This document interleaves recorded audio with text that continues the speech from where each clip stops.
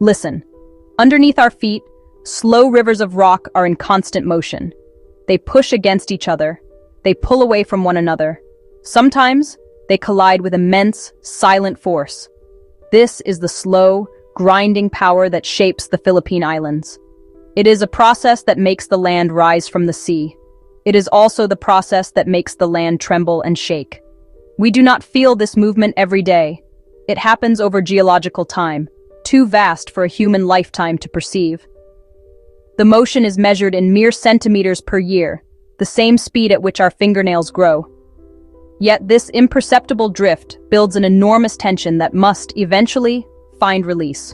Imagine bending a stick slowly, day after day. For a long time, nothing seems to happen. Then, without warning, it reaches its limit. It snaps. The stored energy is released in a sudden, violent burst. This is the fundamental truth beneath the Philippines. The slow, relentless motion builds a tension that will break again. The question is not if, but when and where. A constant hidden pressure powers a profound mystery. A mystery written in the very fabric of the islands. High mountains, deep valleys, and long coastlines reveal ancient, unstoppable forces. They are the architects of the landscape we call home. The Earth is not a solid, static ball of rock. Its outer shell is broken into massive, rigid pieces called tectonic plates. Convection in the hot mantle drives the plates to move. They drift, carrying continents and ocean floors. Plate edges are where the action happens. The Philippines sits at the junction of several moving plates, an archipelago born where large pieces of the crust meet and converge.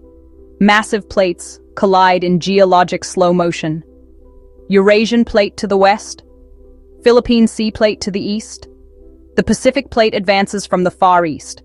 They are not moving in harmony, they grind in a complex dance. The Philippine Sea plate presses northwestward along the eastern edge. The Eurasian margin is a massive barrier.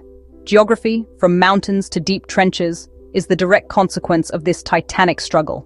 Where one tectonic plate slides beneath another in a process called subduction, deep narrow canyons scar the ocean floor. These are oceanic trenches, the deepest places on our planet.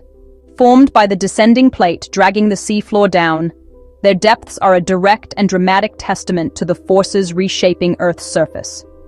They are also frontiers of discovery, home to life forms that thrive under immense pressure.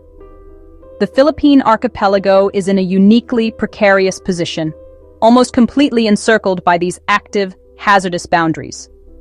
It's caught in a tectonic vice between the Eurasian plate to the west and the Philippine Sea plate to the east, making it one of the most geologically dynamic regions on Earth. To the east lies the Philippine Trench, stretching from Luzon down past Mindanao. Here, the westward-moving Philippine Sea plate dives beneath the island chain. It reaches depths beyond 10.5 kilometers, building up immense stress as it descends. A sudden release of this stress can trigger a powerful megathrust earthquake. The resulting uplift of the seafloor displaces vast seawater volumes, generating tsunamis for the eastern coasts with very little warning. To the west of Luzon is the Manila Trench, parallel to the coast, where the Sunda or Eurasian plate subducts eastward. While historically quieter, studies show it is capable of generating large quakes, posing a significant tsunami threat directly to the densely populated and low-lying coastal areas of Manila Bay. In the south, the Cotabato Trench is key to Mindanao's complex seismicity. West of the Visayas, the Negros and Sulu trenches add more opposing subduction fronts. This geological vice, with plates diving under the islands from both east and west, squeezes the archipelago and complicates the seismic hazard map for the entire nation. The Philippines lies within the Pacific Ring of Fire, a vast horseshoe around the Pacific traced by plate boundaries. About 90% of the world's earthquakes and most active volcanoes occur along this path. Oceanic plates constantly subduct beneath continents and other oceanic plates. Released water lowers mantle melting temperatures, generating magma. Rising magma builds chains of volcanoes, volcanic arcs. The archipelago is caught between two converging subduction systems. To the east, the Philippine Sea plate subducts. To the west, the Sunda plate dives. Double-sided subduction drives extreme compression and deformation. The Philippine Islands are a volcanic island arc. Mountains are volcanoes. Valleys are fault-controlled basins. Life here unfolds in a geological laboratory. Mountain building, volcanism, and earthquakes in real time. The Philippines sits squarely within the Pacific Ring of Fire, a region of intense seismic and volcanic activity. The primary driver for this constant geological unrest is a process called subduction. Here, the dense oceanic crust of the Philippine sea plate dives beneath the lighter continental crust of the Eurasian plate. This happens at deep oceanic trenches, like the Manila Trench to the west and the Philippine Trench to the east. The boundary between these colliding plates isn't smooth. It's rough and jagged, causing sections to lock together under immense pressure.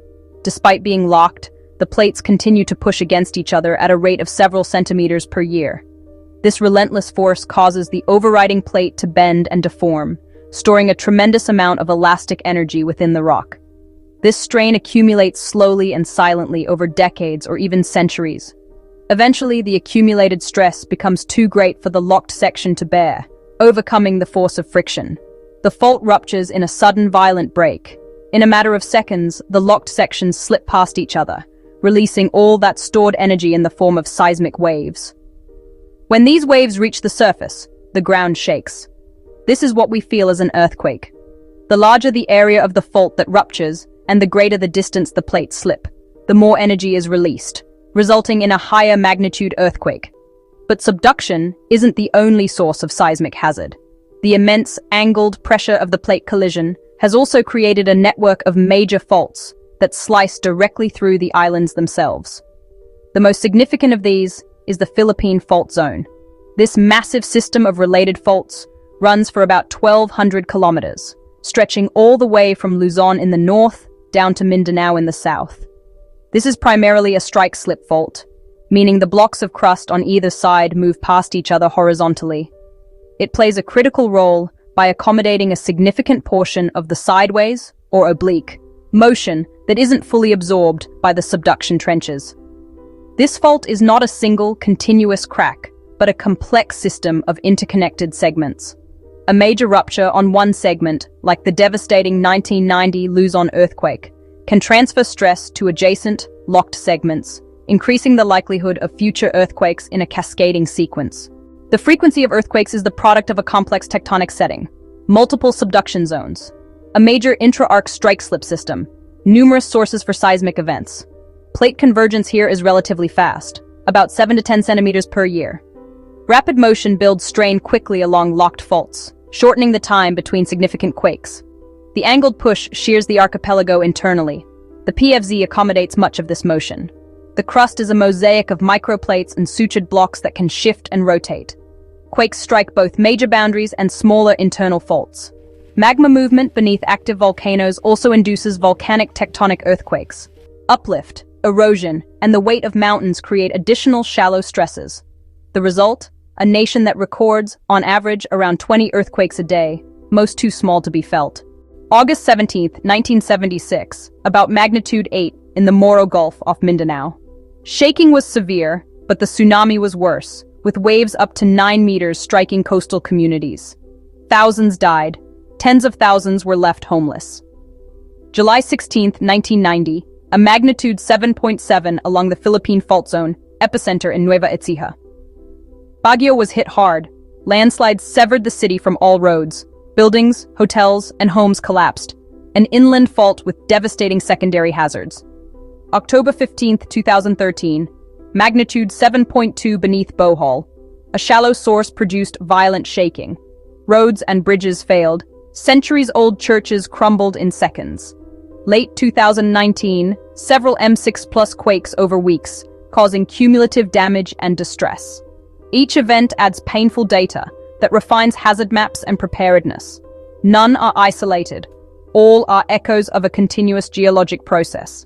Understanding turns tragedy into lessons for a safer future. The same forces that cause earthquakes also build the archipelago's volcanoes. Water from descending slabs lowers melting points, generating magma that feeds volcanic arcs. Iconic peaks, Mayon, Taal, Pinatubo, are surface expressions of deep magmatic processes. Rising magma fractures rock, producing distinct volcanic tectonic earthquakes. Major tectonic quakes can rattle nearby magma systems, sometimes influencing eruptive behavior. In the Philippines, faults and volcanoes often sit side by side, fire and earth intertwined. Living here means accepting that the ground is never truly still. Situated where tectonic plates collide, the archipelago is in constant motion. Science provides crucial tools for understanding this.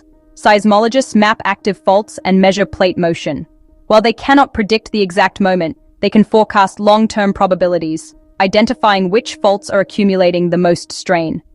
This knowledge creates hazard maps that guide safer land use and informs modern building codes. When enforced, these codes and the retrofitting of older structures are proven to prevent collapse and save lives. But engineering is only part of the solution. The primary defense is a culture of preparedness. Regular drills, public education, and clear evacuation plans empower communities to respond effectively. A primary concern is the big one, a projected magnitude 7.2 earthquake from the West Valley Fault. A rupture could generate violent shaking across Metro Manila for up to a minute, with the most intense motion near the fault line. The fault could slip by several meters, triggering powerful aftershocks. Secondary hazards would be widespread. Liquefaction in reclaimed land and river deltas, landslides on steep slopes, and fires from broken gas and electrical lines. Because the West Valley Fault is inland, it won't generate a tsunami. However, the threat remains high from offshore ruptures in trenches like the Manila Trench, posing a grave danger to coastal communities. Apalaki, a pre-Hispanic sun deity, also a proposed giant caldera in the Philippine Rise, still under scientific study. Taal's Lake within a lake makes it one of the world's most unusual volcanoes. The Philippine Trench reaches roughly 10,500 meters, deeper than Everest is tall. Five Oaks records about 20 earthquakes daily, distinguishing an earthquake's magnitude from its felt intensity. Respect the power beneath these islands, prepare with care, and we can live safely on moving ground. Listen, the Earth holds memory. It waits, then it moves. This is the story of the Philippines. Fault lines, seismic waves, a story of moments when the solid ground beneath millions of feet betrayed them. The archipelago is a place of immense beauty. It is also a place of immense danger. The land itself is born of violent geological forces. A quiet reminder the planet is alive. The ground does not forget the pressures building deep within. It simply holds them. For a time. On any given day, the islands are still. Life proceeds with its familiar rhythm. Markets bustle, children play, fishermen cast their nets into a calm sea. But beneath the surface of tranquility, a colossal struggle is underway. Two immense plates are locked in a slow, powerful dance that will, without warning, become an earthquake. The Philippines does not sit near a geological hotspot. It sits directly on top of one. A keystone in the Pacific Ring of Fire, a vast horseshoe that hosts most of the world's earthquakes and volcanic eruptions. It is a zone of intense activity. The tectonic plates that form the Earth's surface grind, subduct, and collide. The friction is immense, the energy released catastrophic. Change is constant here, measured in geological time, felt in human tragedy. The Philippine Fault System, a major strike-slip fault, slices the country lengthwise, over 1,200 kilometers. Its shallow ruptures produce intense shaking at the surface. To the east, the Philippine Trench. To the west, the Manila Trench. Both are subduction zones. These deepest ocean places are where the crust is consumed. When plates lock, strain builds. A slip can heave the seafloor upward by meters in seconds. Megathrust earthquakes. That sudden uplift displaces a colossal volume of water, generating a tsunami that races like a jet across the ocean. The result is a dual threat, shaking that cripples infrastructure and waves that erase coastlines. For millions by the shore, danger may begin after the shaking stops. It can arrive minutes or hours later, without mercy. The ground and sea are inextricably linked in their capacity for destruction. And when they act together, history changes in minutes. These are the Philippines' defining earthquakes. We begin in the dark. August 17th, 1976. Along the Moro Gulf in Mindanao, most people were asleep. Deep beneath the Celebes Sea, the crust ruptured. Magnitude 8.0. The epicenter was offshore. A violent, prolonged convulsion woke hundreds of thousands to chaos. But the true catastrophe was already in motion, out at sea. The seafloor thrust lifted the sea itself. A tsunami began to race shoreward. Power out, communications down, no warning. Minutes after the shaking, the sea withdrew, an ominous calm exposing the ocean floor. Then it returned, not as a wave, but as a wall. In places over 9 meters high. It swept entire coastal communities from their foundations. Homes of wood and bamboo shattered and were carried away. In darkness, the horror multiplied. At sunrise, an erased landscape emerged. Mud, sand, splintered lives. Officially, about 8,000 were dead or missing. Many believe the true number was higher. 700 kilometers of shoreline felt the blow. The quake was the trigger. The tsunami was the killer. It remains the deadliest earthquake disaster in Philippine history. A brutal lesson in the dual nature of seismic risk that still guides coastal preparedness.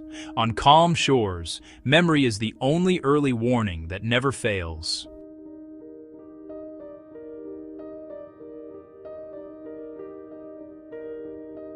July 16, 1990.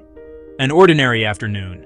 Without warning, a 125-kilometer segment of the Philippine Fault ruptured near Rizal, Nueva Ecija.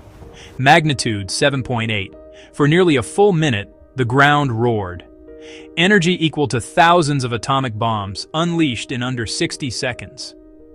Baguio City suffered catastrophic collapses. Hotels, schools, offices pancaked. Hyatt Terraces Baguio collapsed in seconds. The terraced wing pancaked, trapping guests and staff. Dozens were pinned in voids. At least 80 died, with many more injured as slabs stacked floor on floor. In Dagupan, built on water-saturated delta soils, liquefaction made solid ground flow. Structures tilted and sank. Roads buckled as water and sand erupted from below. With roads cut, rescuers and Benguet miners hand-tunneled into air pockets at Hyatt, pulling survivors out over several days. Across northern Luzon, an estimated 1,721 people lost their lives. The quake exposed weaknesses in building codes and construction practices. It seared itself into national memory and reshaped how Filipinos build. Local geology can amplify and transform shaking into ground failure. From rubble, a more earthquake-conscious Luzon emerged. Every name a lesson written in faulted stone. The line that split the land now guides how it is rebuilt.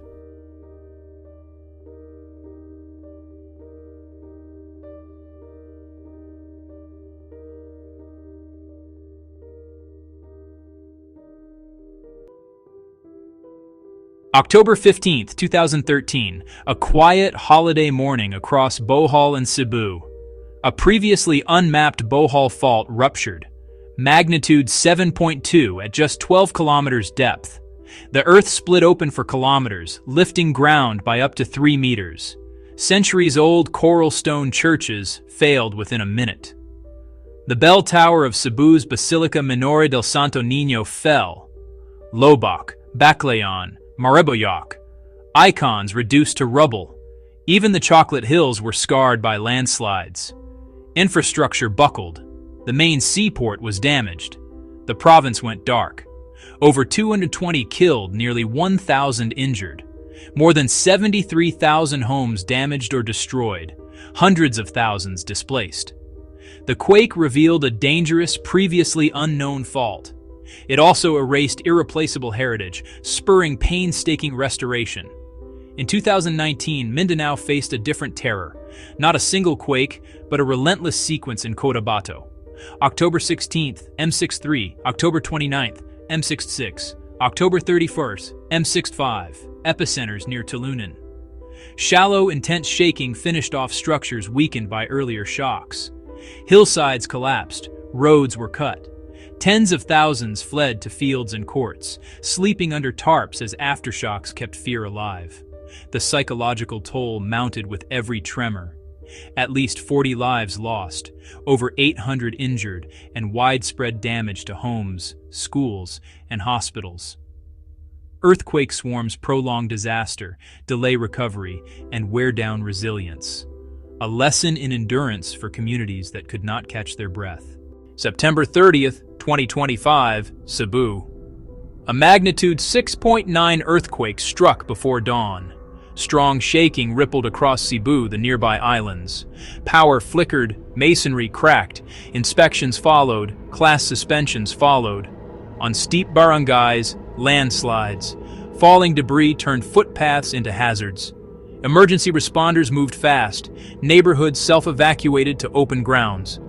October 10th, 2025, Eastern Mindanao near Davao. A rare doublet unfolded. First MW 7.4. Second event near MW 6.7, 6.8. Intense, shallow shaking toppled weakened structures, triggered slope failures, aftershocks persisted through the night. Tsunami monitoring set coastal precautions in motion, sirens, advisories, people moving to higher elevations, roads cracked, lifelines were disrupted, hospitals switched to generators.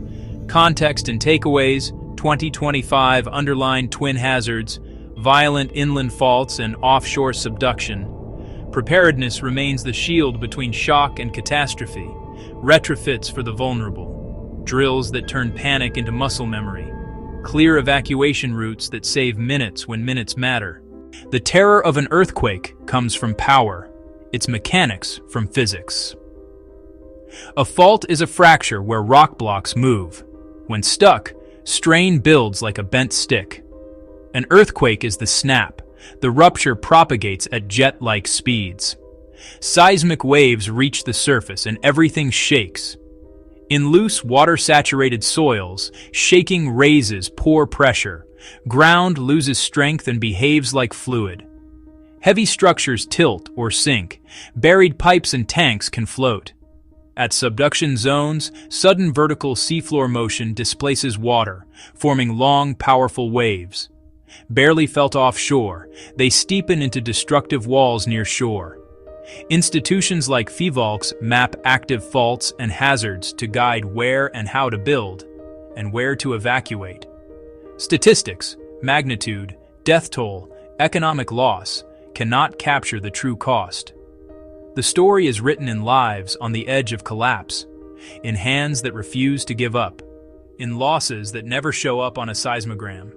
In the hours after, survival depends on community bonds. Rebuilding is slow, of homes, lives, and livelihoods. Trauma lingers, anxiety, depression, and a fear of the ground itself. Yet again and again, Filipinos rebuild, safer, wiser, and more prepared. The earth will move again. The question is when, where, and how prepared we will be. The past is a hard-won library of lessons, each collapse revealing a vulnerability, each response a chance to adapt. Preparedness turns fear into calculated risk, go bags, drills, and smart land use. Science stands watch, but memory is the most effective shield. With diligence and resolve, a nation can face the next shake with readiness.